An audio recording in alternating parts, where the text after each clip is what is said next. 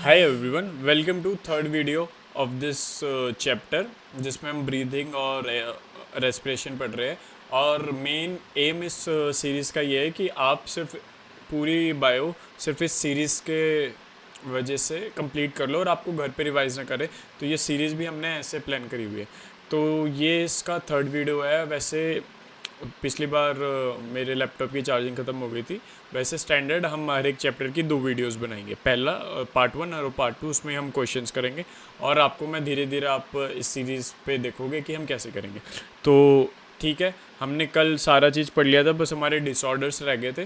तो इसमें हमारा मेन एम है, हम डिसऑर्डर्स पढ़ेंगे हम और क्वेश्चंस लगाएंगे। और क्वेश्चंस लगाने के लिए भी मैं आपको एक पूरा इफेक्टिव तरीका लेकर आया हूँ, तो हम वो डिस्कस करेंगे। तो चलिए बिना किसी देर के स्टार्ट करते हैं। पहला है asthma.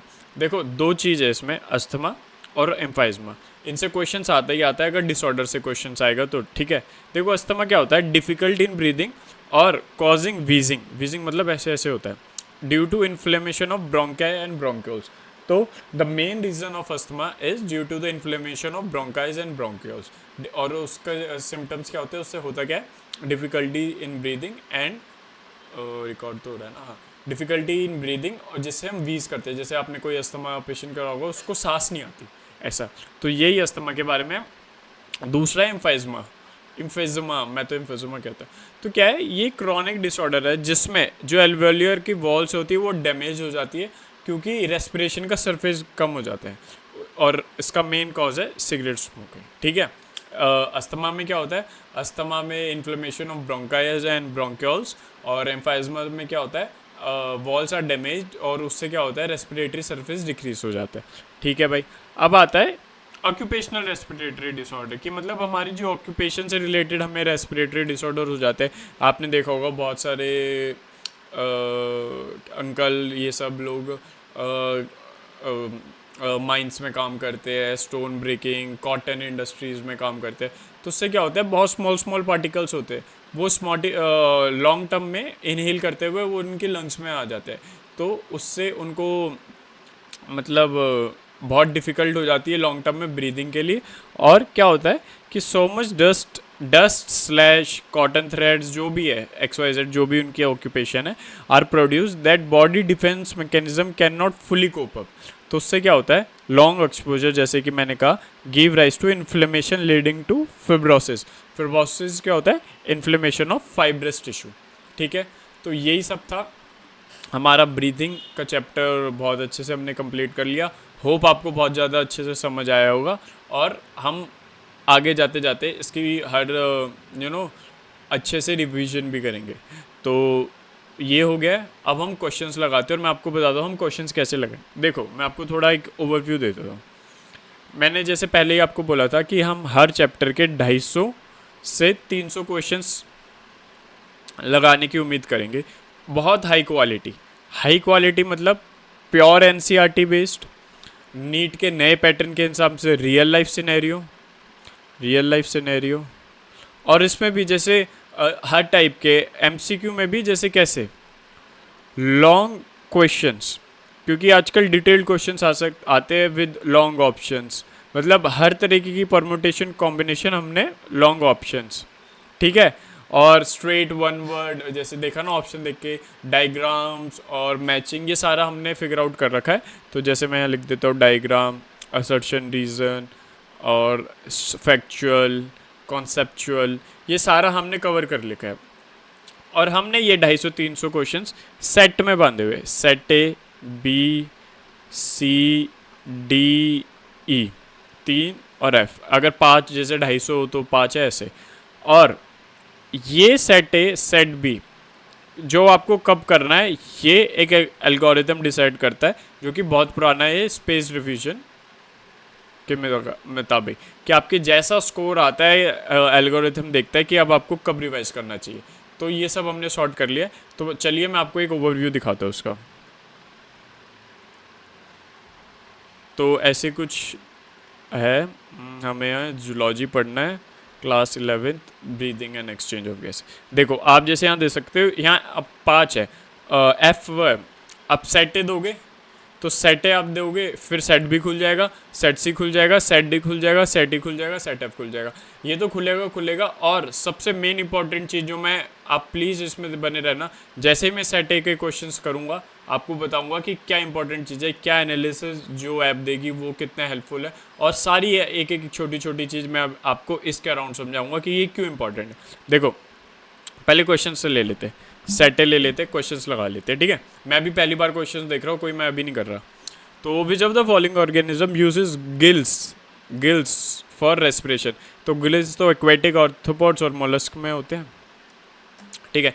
Inspiration occur when intrapulmonary pressure is, inspiration intrapulmonary मतलब लंग्स में जो प्रेशर है वो कम होना चाहिए एटमॉस्फेयर में, lower than higher than atmosphere, equal to atmosphere, lower than atmosphere, ठीक है। The volume of air inspired और expired during a normal expiration is called tidal volume. Tidal volume होती है 500 ml, ठीक है। What is the PO2 in atmosphere air compare to alveolar air. देखो atmospheric air में तो PO2 ज़्यादा ही होता है ना, तो PO2 is higher in atmospheric air, lesser in, relatively बोल रहा हूँ। और what is the percentage of O2 in transported by RBC in the blood? 97%. The respiratory rhythm center is located in medulla region, right? Inflammation of bronchi and bronchioles leading to wheezing. Wheezing देख रहे हो? Wheezing is characteristics of asthma. एक से यार अब तो ये दिक्कत हो जाएगी, मेरे 1% चार्ज है, कैसे करेंगे? चलो फटाफट कर लेते भाई, वाईफाई भी बंद नहीं कर सकते। The primary cause of emphysema is inflammation, नहीं, डैमेज टू फ्लूइड। देखो डैमेज टू एल्वियोलर वॉल्स, और आपको रिवीजन भी करनी है इसके साथ, क्या कि जो रेस्पिरेटरी सरफेस है वो डिक्रीज हो जाता है, ठीक है। ये कर लेते हैं मैच लिस्ट 1 लिस्ट 2, ठीक है। एपिग्लॉटिस, एपिग्लॉटिस क्या करता है, ए का थर्ड किस में है, ये assertion, the conducting part of respiratory conducting humid, हाँ ठीक है। The exchange part is the site of actual diffusion of photo. देखो बहुत सही है पर करेक्ट एक्सप्लेनेशन थोड़ी है, तो both here are true but R is not the explanation of A, ठीक है। The diffusion membrane for gas exchange in alveoli is made up of, diffusion member alveoli की पूछ लिया हमने, ये देखा था ना, मैं ऐसे देखते हैं तो हमें पहले दिखती है अरे ये तो एल्वियोलाई है, क्या ये सिंपल स्क्वैमस एपिथेलियम, ठीक है। क्या है, स्क्वैमस एपिथेलियम ऑफ एल्वियोलाई, ठीक है, स्क्वैमस एपिथेलियम ऑफ एल्वियोलाई, ये तो गलत हो गया। अब एंडोथेलियम, और ये the binding of oxygen with haemoglobin is primarily related to partial pressure of O2।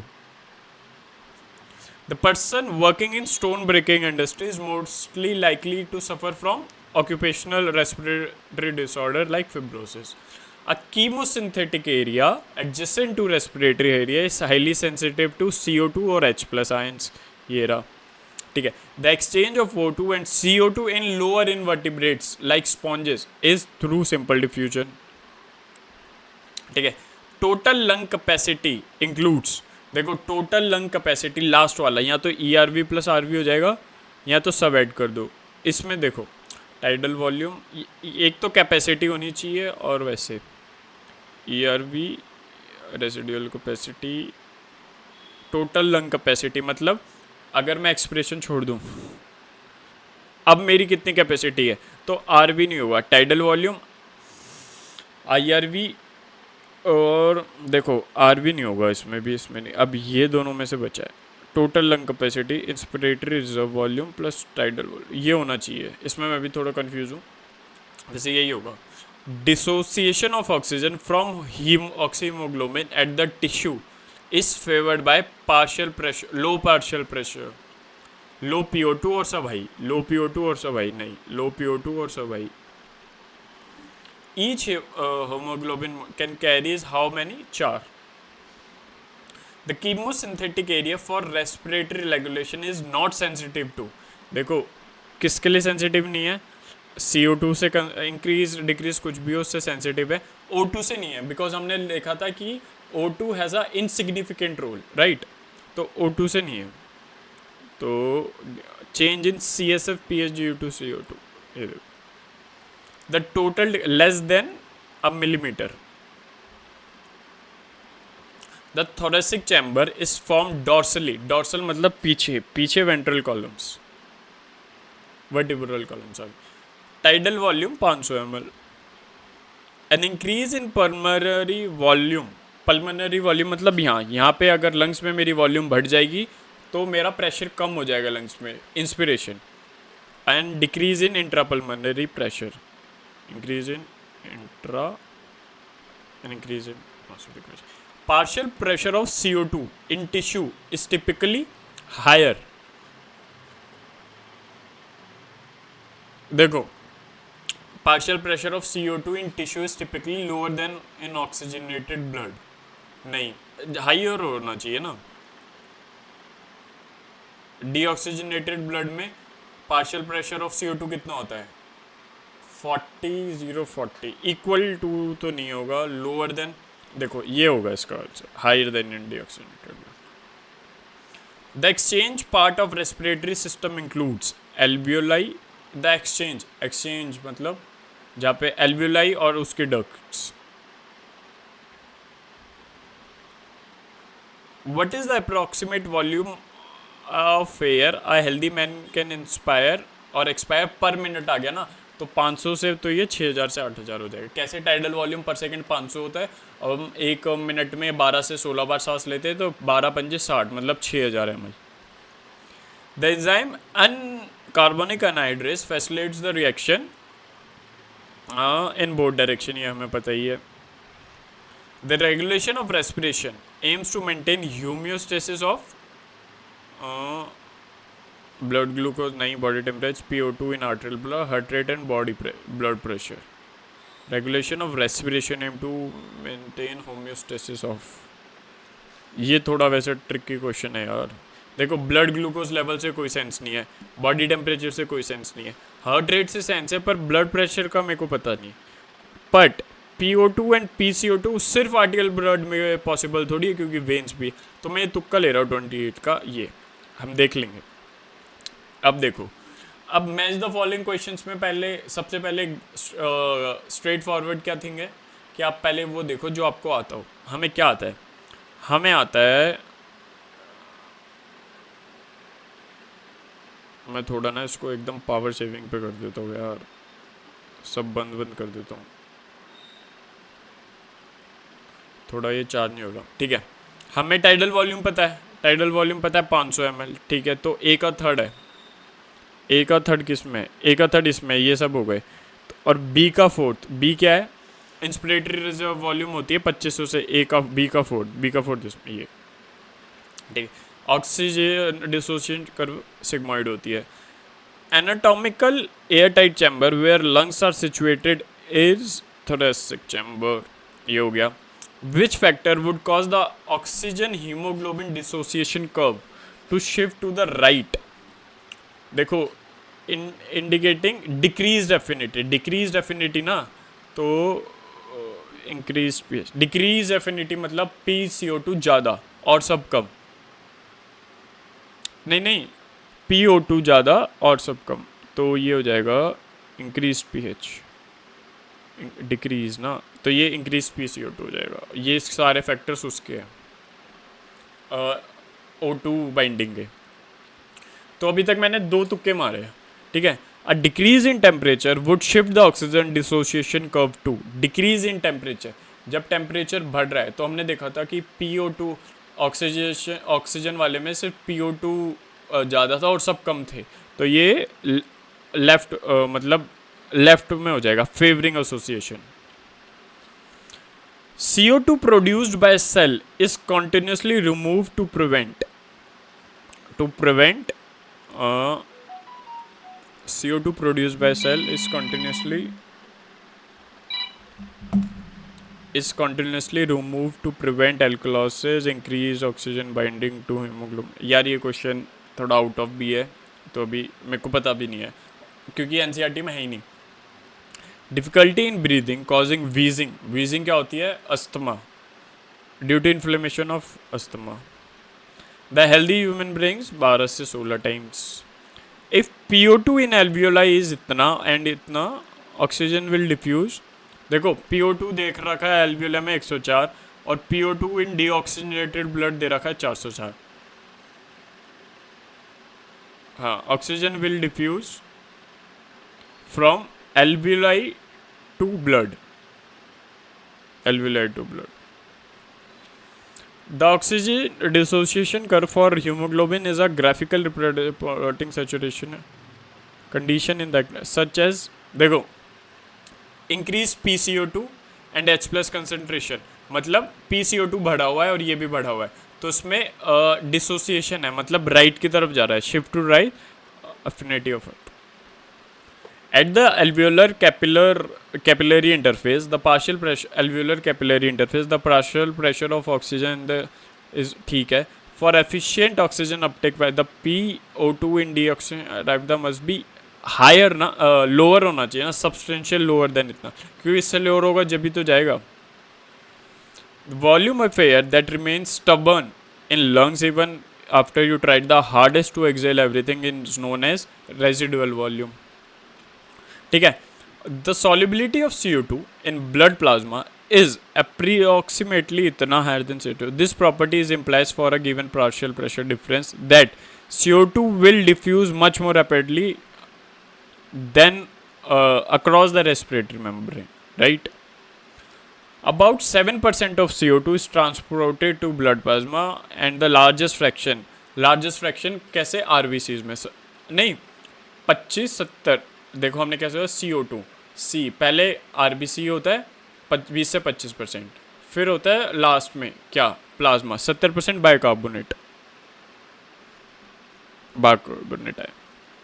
देखो the volume of air inspired और expand during a normal respiration quite major known as tidal volume. देखो answer वही है, पर मैंने आपको हमारे जो भी टीचर्स ने जिन्होंने भी ये क्वेश्चंस बनाए, लैंग्वेज क्वेश्चंस के कितनी डिफरेंट है, क्योंकि एट दी एंड आजकल नीट में ऐसे क्वेश्चंस पूछे जा रहे हैं। हीमोग्लोबिन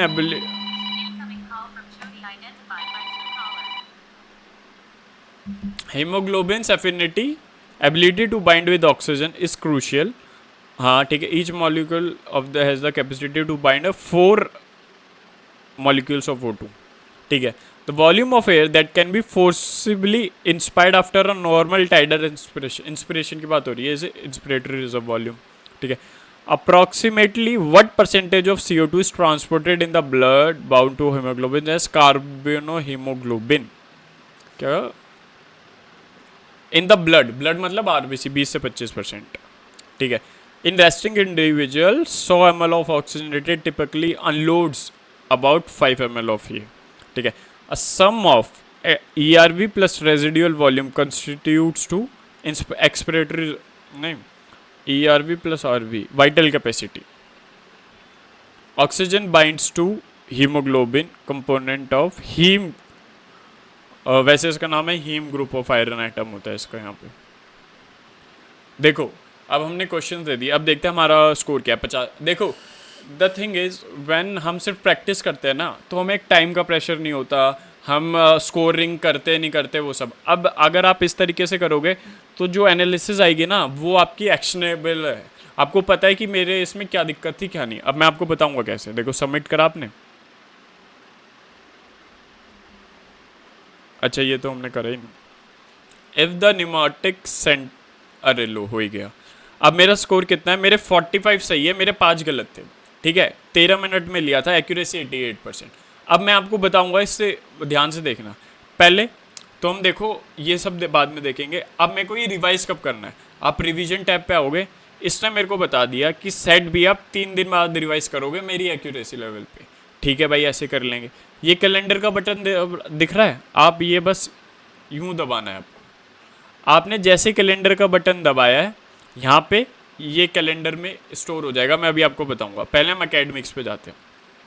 175 स्कोर है, मेरे 5 गलत है, टाइम 25 मिनट था 30 सेकंड, मैंने 13 मिनट में क्वेश्चंस कर लिया। अब आप ये देखो, ये टाइम पर क्वेश्चन का चार्ट है। जो ग्रीन में है ना वो हर एक क्वेश्चन का आइडियल टाइम है कि उतने टाइम में वो क्वेश्चन हो जाना चाहिए था।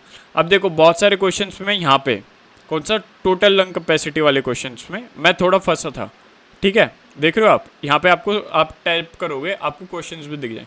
ये बहुत नेक टू नेक था, तो इसका मतलब आप देख सकते हो कि आपको पता है कि मेरी रेस्पिरेटरी वॉल्यूम में अभी भी उतनी वो नहीं है। आप जब भी क्वेश्चंस करोगे तो आपको दिखेगा कि आप कौन सा फटाफट कर सकते हो, आपके कौन सी चीज़ें टिप्स पे, कौन सी टिप्स पे नहीं है। देख रहे हो, आपको इस पर डिटेल पता चलेगी। एक और बार देखो, मेरे जितने भी रेस्पिरेटरी वाले क्वेश्चंस है उसमें मैं कट टू कट हूँ बस, देख रहे हो, और सब में मैंने फटाफट ही कर दिया, ठीक है। एक तो चीज़ ये हो गई। अब दूसरी चीज़ क्या है,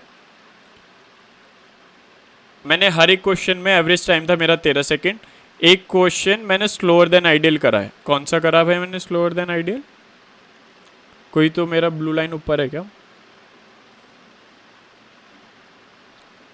यही वाला होगा, यही वाला होगा, ये दिखा नहीं रहा होगा, ठीक है। और मैंने 48 क्वेश्चन फास्ट करे। अब यहाँ पे मिस्टेक पैटर्न एनालिसिस भी आएगा जल्दी। अब आप यहाँ जाओगे, मेरी एक्यूरेसी 90% है ओवरऑल। आपने जैसे यहाँ क्लिक करा आपको पता चल गया भाई अब मेरी कौन सी चीज़ों में क्या दिक्कत है। डिसऑर्डर वाले मेरे 4 से 4 सही है, एक्सचेंज वाले मेरे 7 से 7 सही है, रेस्पिरेटरी ऑर्गन वाले मेरे सारे सही है। मेरे को थोड़ी सी का कन्फ्यूजन है ये वाले टॉपिक्स। अब आपको इनमें मेहनत करनी है, आपको ये देख लेना है। पर अब आपको कुछ नहीं लिखना। ये वाली जो मैं आपको ऐप बता रहा हूँ पूरी ऐसे डिज़ाइन करी हुई है, इतने बच्चों से बात करते हुए। ये तो हमारी हो गई। वेलनेस वाले में अभी आपको कुछ नहीं करना, ये हमारा नया है, ये अभी मतलब हार्ड कोडेड है सब, इसमें मत जाना, ये मैं वो कर दूंगा। एकेडमिक हो गया, रिवीजन हो गया। अब आपको क्या होना है, बैक हो जाना है। सेट भी खुल गया, आपने देखा सेट भी खुल गया। अब सबसे बढ़िया बात, आप आओगे यहाँ पे मिस्टेक, पहले तो कैलेंडर पे आओ आप। यहाँ पे आपको थोड़ी अलाउ करनी पड़ेगी परमिशंस। अब आप देखो 19 तारीख को, यहाँ देखना आप,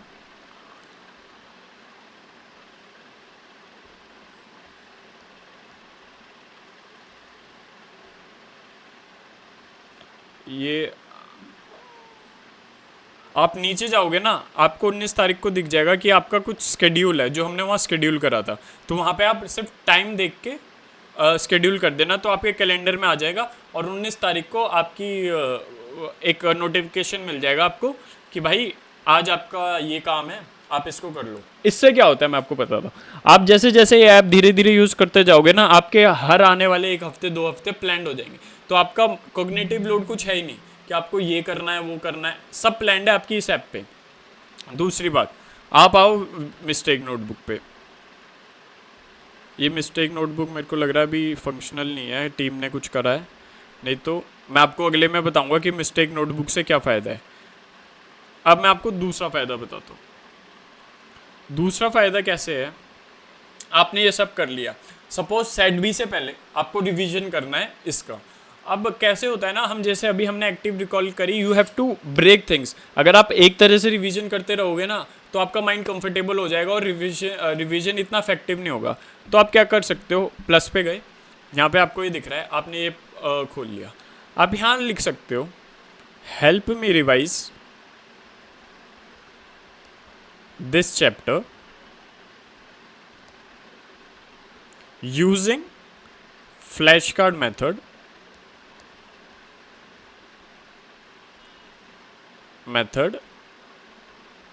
one flashcard at a time। आपको सिर्फ इतना लिखना है और आपको ये कर देना है। अब देखो आप जादू, इस भाई साहब ने क्या लिखा है, okay let's create a flash, ये सब बताएगा। अब आपको बस इतना लिखना है, व्हाट इज ब्रीदिंग। आप अपने मन में सोचोगे अच्छा ब्रीदिंग क्या होता है, ब्रीदिंग क्या होता है, इंस्पिरेशन और एक्सपिरेशन, फिर आपको ये बता देगा। अब आप ये लिख सकते हो next, but I just want to see questions first, questions then I will give you answer,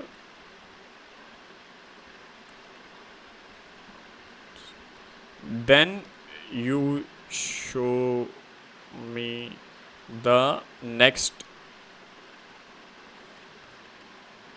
answer and आपको ये सिर्फ लिखना है and the next flash card, आपको सिर्फ ये लिखना है। अब देखो, अब जादू देखो भाई, अब तुम ज़्यादा देखो। अरे help me device this using flash card, one flash card at a time, only question first. आपको सिर्फ ये लिखना है और अटैच करना मत भूलना। What is the primary function of organ of Corti, ये बता दो।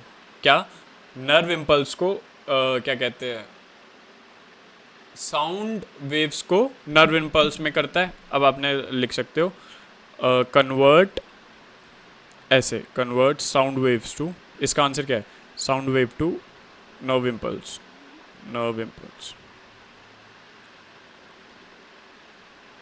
देख रहे हो। तो मतलब ये गो टू रिवीजन है, अब आप कभी भी रिवाइज कर सकते हो इसके थ्रू। देखो that is not question directly answerable from the text is about breathing and, देखो फिर ये आपको बता देगा यहाँ पे Alfonso Corti discovered convert sound waves to nerve impulse but the mechanism isn't, ऐसा कुछ। ठीक है, तो मतलब ये अभी आप जितने इससे क्वेश्चंस पूछोगे ये खुद इवॉल्व होगा और खुद पूछता जाएगा। इसमें एक और मोड है जो कि है वेलनेस मोड, ये सिर्फ और सिर्फ आप लोगों को देखते हुए बनाया गया है। ये काम कैसे करता है मैं आपको बता दूँ। आई एम, ये एक आप शिव है ना, ये जो शिव का दो मोड्स है, एकेडमिक मोड्स और वेलनेस मोड्स, इसको आप एक कंपेनियन के रूप में देखो। जो भी आपका क्वेश्चन है एक टाइम पे हम धीरे धीरे इसको ऐसे डेवलप कर रहे हैं कि सारे आंसर्स इसको पता है आपको। I am stressed, didn't got marks in my test, आपकी एक क्वेरी हो सकती है बेसिकली। ये आपको बता देगा भाई साहब कि क्या दिक्कत है, कैसे करना चाहिए, क्या है knowledge, what is the right way, like a counselling thing, तो ये आपको बता देगा। और ये जो मिस्टेक नोटबुक वाली चीज़ है, आई डोंट नो, मैं टीम से बोलूँगा ये आ क्यों नहीं रही, नहीं तो मिस्टेक नोटबुक से आपकी सारी परेशानियाँ पूरी हो जाएगी। आपको कुछ भी वो नहीं करना, ये सब इसमें आ जाएगा। और आपको एट द टाइम जो भी आपके वीक टॉपिक्स है, अच्छा मिस्टेक नोटबुक यहाँ पे इसलिए नहीं आई क्योंकि आपकी एक्यूरेसी अच्छी है। अगर आपकी एक्यूरेसी जो हमने टारगेट सेट कर रखा है 70% से कम हुई तो वो चैप्टर के क्वेश्चंस आपकी मिस्टेक नोटबुक में ऑटोमेटिकली आ जाएंगे और ऑटोमेटिकली जा जाएंगे। दूसरा आपका क्वेश्चन हो सकता है कि अभी ये डैशबोर्ड वाला फीचर अभी लाइव नहीं है, यहाँ आप अपनी प्रोफाइल देख सकते हो और आपके पास्ट टेस्ट देख सकते हो। ठीक है, और कि आपने कितने टेस्ट दिए, कितना स्कोर हुआ, ये पता नहीं 8 क्यों दिखा रहा है, आई विल फिक्स इट। इसलिए ये अभी प्रोडक्शनल लेवल पे नहीं है, ये टेस्ट है। आपको इसके फीचर्स कौन से अच्छे लग रहे हैं कौन से नहीं, आप मेरे को बता देना, उस हिसाब से हम इसको एक स्ट्रॉन्ग पैकेज करके डिलीवर करेंगे। नाउ दिस इज़ लाइक आपको हेल्प करने के लिए ये हमने बनाया। इसके सोशल और डैशबोर्ड वाले फीचर अभी लाइव नहीं है, वेलनेस वाला फीचर लाइव है। देखो the utmost important thing to tackle stress and anxiety is I have been diagnosed with it, I know how to, I have found my ways is to write all your worries and dump them, right? तो अपनी journal लिखो, save entry करो, और I am swearing कि आप कुछ भी लिखोगे वो हम तक नहीं पहुंचेगी। हमने ये बहुत एकदम इनक्रिप्टेड बनाया हुआ है। सो यही था, यही वाला टूल मैं आपको बताना चाहता था कि आप अगर इसको इफ़ेक्टिवली यूज़ करोगे तो आपके कितने हेल्पफुल हो जाएगा, और हम आने वाले टाइम में इसको कितना परफेक्ट, नियर परफेक्ट बनाने की कोशिश करेंगे। पर अनफॉर्चुनेटली मैं अभी आपको बता नहीं सकता ये डाउनलोड कैसे करना है। आप अभी लो, थोड़ा सा हमें टाइम दो, will make this thing live for you guys also. So एक चैप्टर हो गया, अगले चैप्टर में हम अगला चैप्टर एक्सक्रीशन है, बॉडी फ्लूइड है, जो भी है वो वाले की वीडियो आएगी। So till then have a nice day, do good, keep hustling, or make your parents proud. Okay, bye, have a nice day.